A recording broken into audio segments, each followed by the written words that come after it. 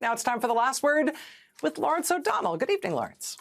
Good evening, Rachel. And I know, like me, you've been waiting for at least 24 hours, more than that, to hear what Harvard Law professor Lawrence Tribe has to say about Donald Trump's burst of lawlessness, including directed toward Harvard University. And your patience is rewarded tonight. He will be joining us on this program. Just going to open the microphone and let him go. You know, Lawrence, we just covered a story at the end there about some other universities, whether or not they're drafting off of Harvard's bravery here, but some other universities that are taking a better together than alone approach here, and they are banding together in the Big Ten. UMass Amherst is trying to get land-grant colleges to band together so they can eventually provide mutual defense for one another, support one another in standing up for Trump when Trump inevitably comes for those organizations, for those universities as well. There's all different ways to fight this. Harvard is certainly cutting a wake here. Yeah, and I don't think of it as bravery for Harvard. They're big enough, strong enough, old enough, the oldest university in America, to do it. But the smaller schools could be completely wiped out. And it does take bravery, and it does take a team. It takes this unity that you were describing that I was listening to. It's exactly the way to approach it. Yeah, band together. Don't fight these. A, fight these things, and B, make sure you don't fight these things alone. We're slow in the uptake, but we're figuring it out. Yeah, we'll get there. Thank you, Rachel. Thanks, Lawrence. Thanks. Thank you. Well, in the new Trump era of disgraced Washington law firms that have shamed themselves forever by giving in to Donald Trump's plainly unconstitutional demands on them, there is tonight one Washington law firm that is taking the most boldly defiant possible course of action against Donald Trump. And I have never before considered using the word brave in relation to any high-powered, highly paid Washington law firm. The brave lawyers I've seen in our history have usually been sole practitioners outside of Washington, D.C., or members of much smaller law firms, sometimes little family law firms, taking on the most challenging cases. Gregory Peck won an Oscar for his portrayal of what became an iconic version of the brave lawyer. The Hollywood version of the brave lawyer has never been a highly paid member of a Washington law firm. Gregory Peck was on his own in To Kill a Mockingbird, the hero of that courtroom.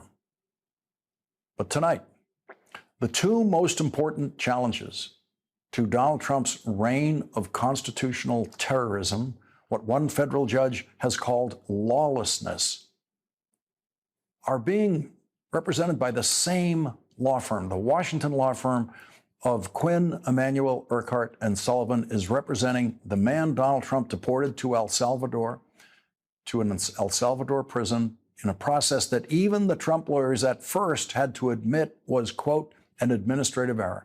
And that same law firm is defending Harvard University against Donald Trump's flagrant display of constitutional dementia in his attempt to take over Harvard University and, in effect, make himself, Donald Trump, the president of Harvard University, in the same way that he took over the Kennedy Center, and control the admission of students at Harvard University, the hiring and firing of professors, and all of the hiring at the university, including the cafeteria staff, the coaches, the building maintenance staff, everyone. A letter addressed to the constitutional clowns working for Donald Trump, who demanded that Harvard University surrender to Donald Trump, was co-signed by William A. Burke of the firm Quinn, Emanuel, Urquhart, and Sullivan, representing Harvard University. That lawyer's letter told the small Trump team minds trying to take over Harvard, quote, the university will not surrender its independence or relinquish its constitutional rights. Neither Harvard nor any other private university can allow itself to be taken over by the federal government. Harvard is not prepared to agree to demands that go beyond the lawful authority of this or any administration.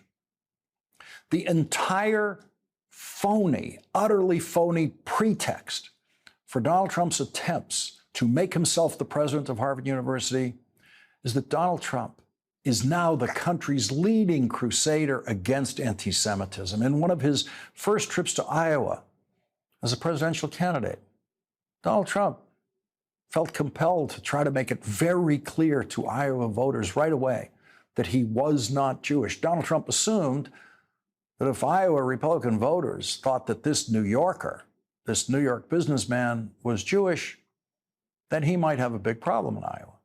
And so he's the only presidential candidate in history who took pains to point out that he's not Jewish. And of course, it was Donald Trump who had one of the accountants at one of his casinos fired because Donald Trump believed that that accountant was not Jewish. Donald Trump said then, quote, "The only kind of people I want counting my money are short guys that wear yarmulkes every day." We know Donald Trump is unperturbed by anti-Semitism enough that he is the only president in history who has happily dined with a Holocaust denier and never apologized for that. Donald Trump had an intimate dinner at home in Florida with a Holocaust denier. And now Donald Trump wants to tell us and everyone else how to stop anti-Semitism. How about don't have dinner with Holocaust deniers? How about that? Donald Trump is the single worst investigator of anti-Semitism who has ever claimed to be investigating anti-Semitism. Donald Trump currently employs an acting U.S. attorney in Washington, D.C., who he has nominated for Senate confirmation to become the U.S. attorney for Washington, D.C., who himself has happily praised a man who said, quote, "Hitler should have finished the job." At the sentencing hearing of a January 6th defendant named Timothy Hale, federal prosecutors introduced evidence that he had said Hitler should have finished the job. And Ed Martin, who is now the head of the office, the U.S. Attorney's Office in Washington, D.C., the acting head that prosecuted all of the January 6th defendants, heaped praise on the man who said Hitler should have finished the job. One guy is named Timothy Hale. Tim served 3+ years in prison based almost entirely on the 1512 fraudulent charge. In prison, he did the things that he'd done in his life before, which is he'd thought a lot and read a lot and been a writer and a thinker. He's the nephew of our own Cynthia Hughes, who's done so much for so many of us. But he's an extraordinary man, extraordinary leader now of those who have survived January 6th. And I think he's resisted this, but I don't care because I have I bought this microphone, and I want him to come up and say at least a few minutes of thoughts, and have you encourage him with a round of applause. Timothy Hale. Tim.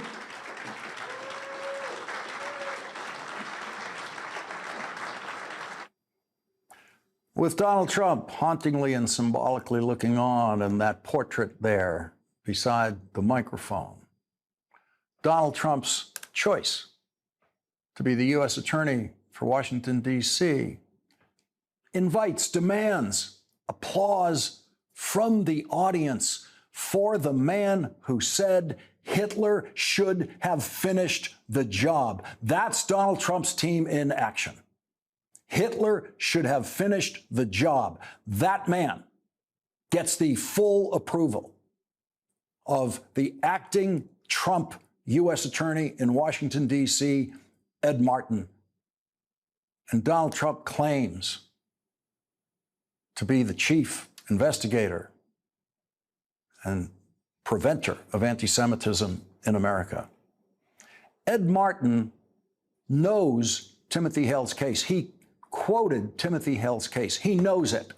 He must know. How could he not know that the federal prosecutors presented evidence that Timothy Hale said Hitler should have finished the job? Donald Trump's choice to be the U.S. Attorney in Washington, D.C. praised the man who he had to know had said Hitler should have finished the job. That was part of the sentencing hearing in a sentence that Ed Martin thinks was unfair.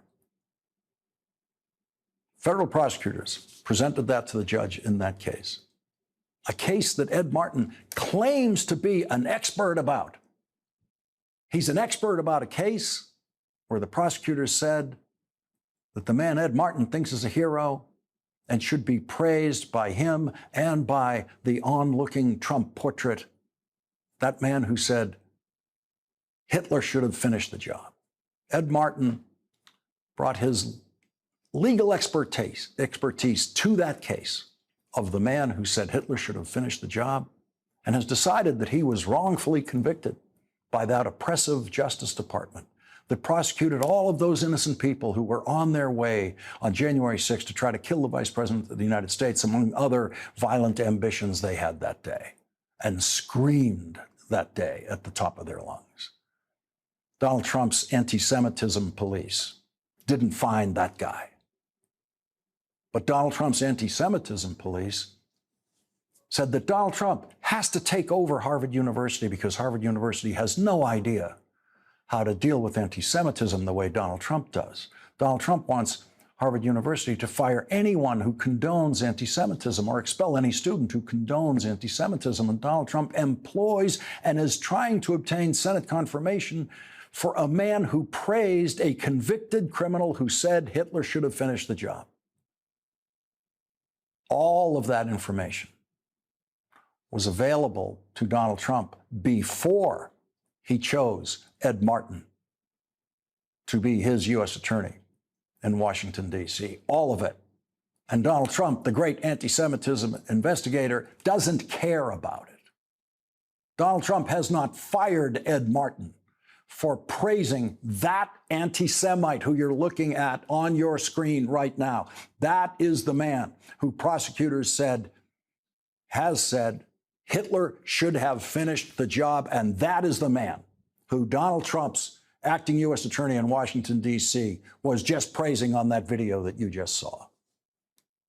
Ed Martin is now one of the fully disgraced attorneys who has been appointed by Donald Trump to the Justice Department, where some of them spend their days now trying to defend the mistake Donald Trump's gang deportation team made by deporting Kilmer Abrego Garcia, who was in this country since he was 16 years old, has never been convicted of any crime in any country. Early in the proceedings, one Justice Department lawyer involved in the case admitted to the judge that it was what he called an administrative error to deport Mr. Abrego Garcia. And because that lawyer admitted that lawyer has now been fired from the Trump Justice Department.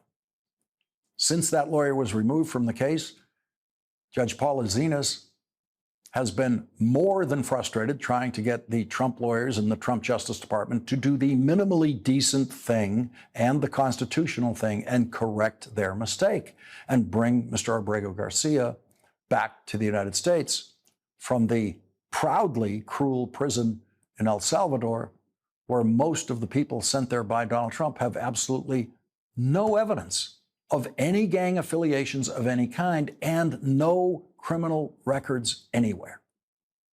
In a hearing today, Judge Zinas said, to date, what the record shows is nothing has been done. Nothing. Meaning the Trump Justice Department has ignored her demands, supported by the Supreme Court, that they facilitate Mr. Abrego Garcia's return to the United States. Today, the judge said something to the Trump Justice Department lawyers that most federal judges have never had to say to any lawyers. Quote, there will be no tolerance for gamesmanship or grandstanding. The judge said that yesterday's discussion in the Oval Office about the case between Donald Trump and the president of El Salvador, who proudly proclaims himself to be a dictator, had no relevance to the proceedings in the case. She said that scene in the Oval Office was, quote, two very misguided ships passing in the night. Just before today's hearing started, the Trump lawyers added this statement to the record of the case, quote, if Abrego Garcia does present at a port of entry, he would become subject to detention by Department of Department of Homeland Security. In that case, Department of Homeland Security would take him into custody in the United States and either remove him to a third country or terminate his withholding of removal because of his membership in MS-13, a designated foreign terrorist organization, and remove him to El Salvador. So the Trump lawyers are now saying there is no point in trying to bring him back, because if he's brought back, we will immediately send him back to El Salvador because he is a member of MS-13, even though there isn't the slightest bit of evidence that he's a member of any gang. Judge Zenas has noted that the evidence about this gang stuff, quote, consisted of nothing more than his Chicago Bulls hat and hoodie and a vague, uncorroborated allegation from a confidential informant claiming he belonged to MS-13's Western clique in New York, a place he has never lived. And once again today, Donald Trump made this case, the Abrego Garcia case, a case about all of us, about you, about me, about every American citizen, about every person in this country. Donald Trump is now saying that he eagerly wants to deport American citizens to El Salvador. And when he says that, he does not mention that those citizens must be formally convicted of a crime before he deports them. But let's just assume that he does want to send American citizens to a prison in El Salvador only after they've been convicted of a crime. That simply means if he snatched an American citizen off the street and sent that American to El Salvador, to a prison in El Salvador, without that citizen having been convicted of a crime, that would be what the Trump lawyers call an administrative error. And Donald Trump and his lawyers are saying in court that the administrative error can never be fixed, because once they've sent someone to that El Salvador prison, there is nothing they can do to get that person out of that El Salvador prison, even though the gangster-style president of El Salvador was in the Oval Office, sucking up to his new friend Donald Trump in every way he possibly could, posting pictures, calling Donald Trump my friend. And so obviously, the president of El Salvador will do anything for his friend, the president of the United States, including helping to return Mr. Abrego Garcia or anyone else. So as it stands tonight, we live in a country where the president of the United States and his lawyers are insisting in court that the president can snatch anyone in America out of their car while their child is in the back seat, as was the case for Mr. Abrego Garcia, put that person on a plane to El Salvador, locking that person up in a prison in El Salvador. And if it turns out that that person's an American citizen who has never committed a crime anywhere in the world, then that's just an administrative error, and it cannot be fixed. Supreme Court Justice Sonia Sotomayor said in the unanimous Supreme Court opinion ordering the Trump administration to facilitate the release of Mr. Abrego Garcia, quote, the implication of the government's position is that not only non-citizens, but also United States citizens can be taken off the streets, forced onto planes, and confined to foreign prisons with no opportunity for redress, meaning forever. As of tonight, those are the conditions we are all living in the United States. As Justice Sotomayor said, quote, not only non-citizens, but also United States citizens can be taken off the streets, forced onto planes, and confined to foreign prisons with no opportunity for redress. Donald Trump said they can put you in prison for the rest of your life. And once they get you there, there's nothing that you or any lawyer or any judge or anyone anywhere in the world, including the United States Supreme Court, can ever do to get you out of that prison. And you don't have to take my word for it, because those are the words of Supreme Court Justice Sonia Sotomayor, who thought she grew up in a country where that could never happen. Leading off our discussion tonight is Andrew Weissmann, former FBI General Counsel and former Chief of the Criminal Division in the Eastern District of New York. He's also an MSNBC legal analyst. Andrew, we just got the transcript of this proceeding today in the courtroom, and it's one of those Trump-era court transcripts that has passages and turns that I've never seen before. So, you don't have to just take it to your comment to Justice Sotomayor. That is the position of the government in court, in black and white, in that transcript. Let me just give you some examples of what we are reading. First, in the quote that you had where the government submitted that there's no point essentially in bringing him back because we're just going to remove him again, they left out something.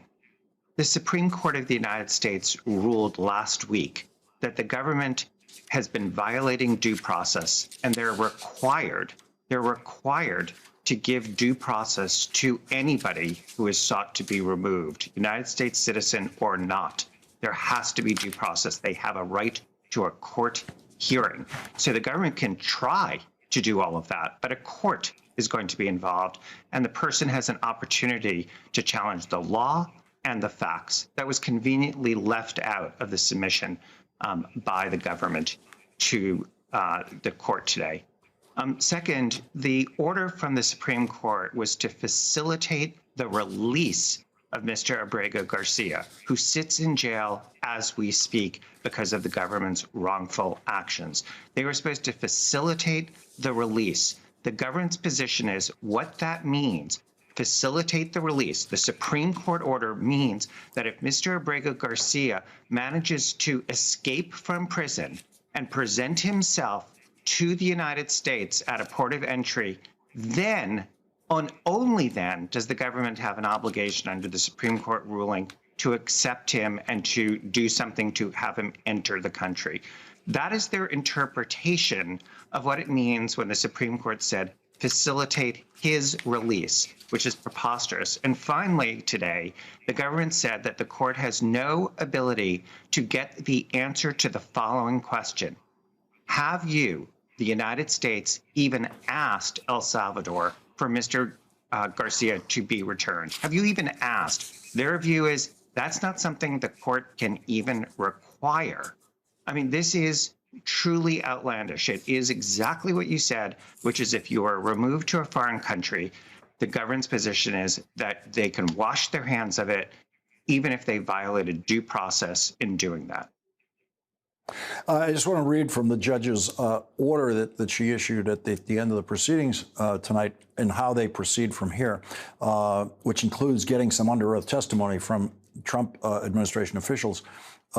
She said that the government appears to have done nothing to aid in Abrego Garcia's release from custody and return to the United States to ensure that his case is handled as it would have been, but for the defendant's wrongful expulsion of him. Thus, defendants attempt to skirt this issue by redefining facilitate runs contrary to law and logic. And in what the judge was saying there, she was quoting the Supreme Court language on this, but it's all turning for the Trump lawyers on what does the word facilitate mean in this case? That is true, but this is just Alice in Wonderland. I mean, they're basically just saying, reminds me of the president saying January 6th is a wonderful day and nothing bad happened. I mean, they're just taking black and white language in the Supreme Court and saying it means something that it clearly doesn't. The district court is not having any of it. She has ordered discovery to be taken very quickly. But again, just remember, because this is all the intransigence and the callousness of our government, that we have somebody who is sitting in jail in violation of his rights, and he's still going to be there while this discovery proceeding happens because the government is not willing to be just fundamentally decent. Andrew Weissmann, thank you very much for starting off our discussions tonight. You're welcome. Thank you. And next, the discussion we've all been waiting for. Harvard constitutional law professor Laurence Tribe will join us next, and I'll be taking notes.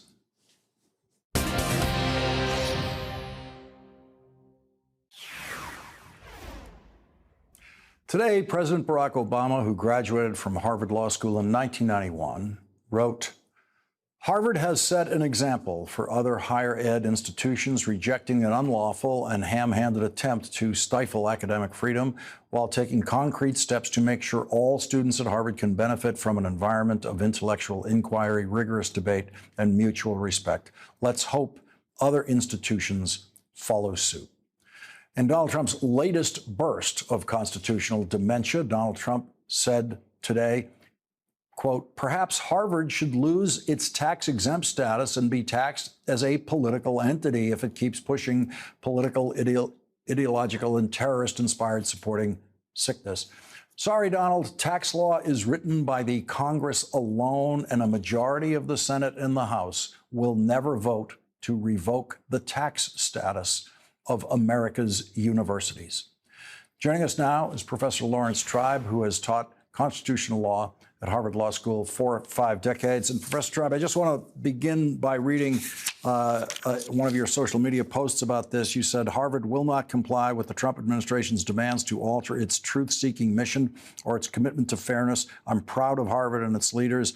This is the moment to max out in giving to Harvard to fill the gap Trump will create." I've heard others say that about contributing to Harvard these days. And one of the interesting developments from this program last night was that on our social media, after we covered it here on the show, there were people with no affiliation to Harvard whatsoever who were saying they were going to make contributions to Harvard, $10, $100, something, but sending in those contributions because they were so grateful for what Harvard has done. Well, I'm grateful too. I was worried that Harvard would ultimately compromise with Donald Trump the way a number of universities have. But when Stephen Miller, whose hand I detect behind the letter that Harvard received on Friday night, when he wrote what was essentially pornography in the form of, "You will teach what we want. You will tell the students how to behave. You will tell the faculty how to behave." At that point, it was clear that Harvard, to be a self-respecting institution, really had no choice. And I wasn't intending to make kind of a financial pitch for Harvard. The real point was that unless we stand together, unless we are in solidarity with one another, unless we come to the aid of any institution, rich or poor, any individual, citizen or non-citizen, who is either whisked away or muzzled or essentially taken over by the would-be dictator, then we are lost. We either hang together, as Abraham Lincoln famously said, or we hang separately. It seems to me that what you just talked about with respect to Harvard is really not unrelated to what you talked about with respect to Mr. Garcia. The question really is, will we stand up to these extraordinary, blatant abuses of power, these defiances of judicial decrees? You name it, if it's a way of violating the Constitution in order to assuage Trump's ego, he will do it. And he's threatened to do it, and he carries out his threats. The real question is, will we stand up? And right now, the biggest question is, will the U.S. Supreme Court stand up? Because it is obvious. You don't even have to be as sophisticated as Andrew Weinstein. The fact is, nobody could doubt that the Trump administration is stiffing the courts. They're playing cat and mouse with them. There's no sense in which they are complying. And when this case gets back up to the U.S. Supreme Court, the question is, will the court back down? Will it find some fuzzy way of saying, well, he didn't exactly fail to comply. He didn't exactly defy the courts. Will they do that to protect themselves from a situation in which they don't have an army to enforce their decrees? Or will they stand up? Will the Chief Justice and Amy Coney Barrett, those are the two who are needed to join the three liberals in order to make the court essentially tell it like it is. Donald Trump has violated the decrees of the federal judiciary. He has committed any number of constitutional offenses. He has waged war on the United States, which is a form of treason. Will they have the spine to do that, knowing that they may, in the end, not be able to do anything concrete? Or will they bend over and play dead the way so many law firms and so many institutions have done? I hope that John Roberts, who was one of my students at Harvard Law School, will be as courageous as Barack Obama has been, another of my students. You know, you teach at a place like Harvard or any other place, and you have thousands of students, and you hope that you will give them some moral strength in addition to teaching them the details of law and the history of the country. Some of them have what it takes in terms of character, but some just don't. And this is a time of testing for all of us. We are at a profound crossroads in the history of the United States. We have a president who does not give a whit about the law or the Constitution, or about the harm that he imposes on individual human beings. We forget, you know, that the prison in El Salvador, where Abrego Garcia was tossed, is not any old prison. It's a torture chamber. It is a penal camp. It is a place where people are worked to death. It is a place from which people never emerge.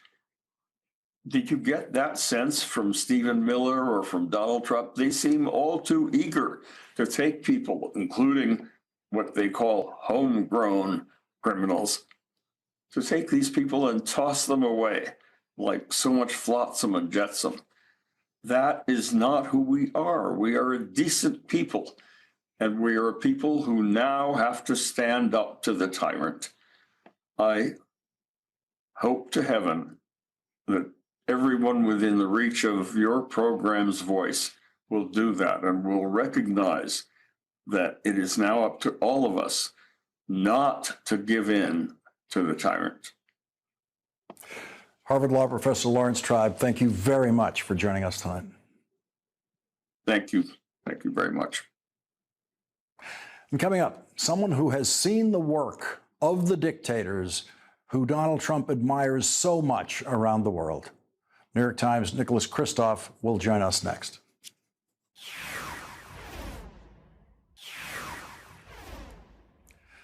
Today, Politico said, quote, "Move over Kim Jong-un, Vladimir Putin, and Viktor Orban. Donald Trump's latest strongman bromance is with President B, that is, President Bukele of El Salvador, who is apparently willing to keep anyone imprisoned in El Salvador who Donald Trump wants to keep imprisoned in El Salvador." During his Oval Office meeting with the president of El Salvador, Donald Trump once again blamed the victim of Vladimir Putin's invasion of Ukraine. Have you spoken to President Zelensky, sir, about his offer to purchase more Patriot missile batteries? Oh, I don't know. He's always looking to purchase missiles. You know, he's against. Listen, when you start a war, you got to know that you can win the war, right? You don't start a war against somebody that's 20 times your size, and then hope that people give you some missiles. If we didn't give them what we gave, remember, I gave them javelins.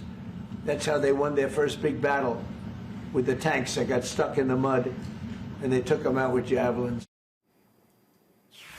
Joining us now, Nicholas Kristof, Pulitzer Prize-winning journalist and New York Times columnist. He recently returned from Sudan. Nick, you've been covering Ukraine. You've been there, and there you have this foreign policy dementia of Donald Trump's, saying that President Zelensky started this war. You know, President Trump has always had this fondness for dictators. I mean, ever since, remember after the Tiananmen Square massacre, he was saying, well, you know, it wasn't so bad. He was sympathetic to the Chinese leaders. And then, of course, his fondness for Putin, most recently for President Bukele of El Salvador. And that has been a through line to the degree that we now, of course, switch sides in Europe and are undermining NATO and taking the Kremlin position. That, you know, that moment, Lawrence, when in the UN, when we voted with Russia, with North Korea, with Belarus against all of our European allies, that was really a remarkable historical turning point. But I've got to say that what I find even more disquieting is this consistent support for other authoritarian rulers around the world, is the degree to which Trump is now bringing those authoritarian tools here to the U.S. and applying some of those same patterns domestically. Yeah, in the case of Abrego Garcia, and you made the point today that in a tweet that, you know, Donald Trump has worked on the release of prisoners in Russia and other places. He's worked on that, and he without any actual legal leverage at all. And here he is pretending that he has no ability at all to get Mr. Abrego Garcia out of El Salvador. I mean, and the fact that we are paying El Salvador to take these prisoners. I mean, obviously, if we simply didn't pay them, then they'd be happy to give them up. But yeah, I mean, the claim that he is releasing hostages abroad and then he sends, you know, 238 people to El Salvador to rot in dungeons based on their tattoos, as far as we can tell, and warns that he may do that with American citizens.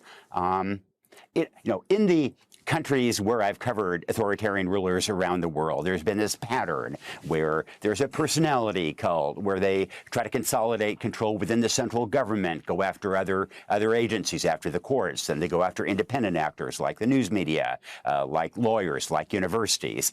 And then, most frighteningly, they start disappearing people off the streets. And that is what we see with people like Mr. Abrego Garcia.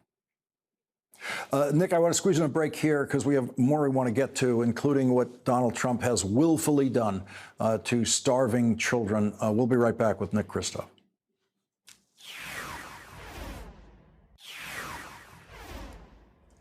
The Washington Post is reporting on a Trump administration memo proposing cutting the budgets of both the State Department and what remains of the United States Agency for International Development. The memo, well, the Post reports that the memo, quote, cuts contained in an early proposal from the White House Office of Management and Budget for the next fiscal year would leave a total budget of $28.4 billion. That represents a decline of $27 billion, or 48%, from funding levels approved by Congress for 2025. Nick Kristof is back with us. Nick, you've seen around the world what those kind of cuts would mean.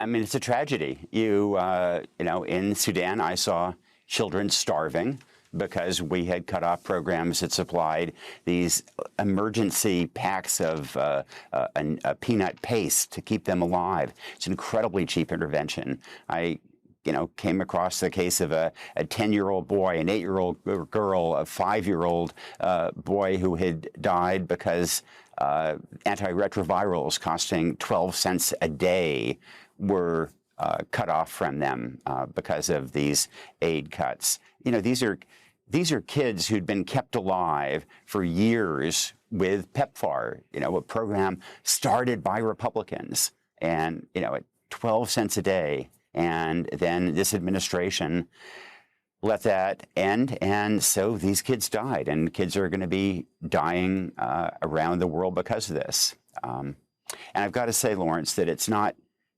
just that we're retreating from aid, we're retreating from everything. We're retreating from NATO. We're retreating from the UN. We're retreating from the entire global structure that the U.S. established in 1945, from the strong dollar, from the U.S. as economic pillar of the world, from the trade regime, in ways that make the world more dangerous, that increase the risks of a war with Asia, and that create a vacuum that countries like China will fill. And what Donald Trump has never understood about any of these choices is that there's more than one incentive, and that virtually all of them are self-serving to the United States. even the feeding of starving children in Africa who will never come to the United States. We have reaped dividends from having done that in so many ways, including our international relations, support for various things at the United Nations. You could just go on and on. Absolutely. I mean, when President Kennedy established USAID in 1961, he did it because it reflected American interests as well as American values, and it supported both. And, you know, USAID also did international disease surveillance to prevent the next avian flu from reaching the U.S., to prevent Ebola from reaching the U.S., to limit TB, which is incredibly expensive when it reaches the U.S. And so our interests are protected, but we're also able to save, you know, millions of lives in ways that also prevent mass migration. And, you know, I also don't want to discount values that when you can save a life of a child so inexpensively, we should take pride in what we've accomplished. And we always did. And the value of saving that life was always enough until Donald Trump simply couldn't understand it. Nicholas Kristof, thank you very much for joining us tonight. My pleasure. We'll be right back.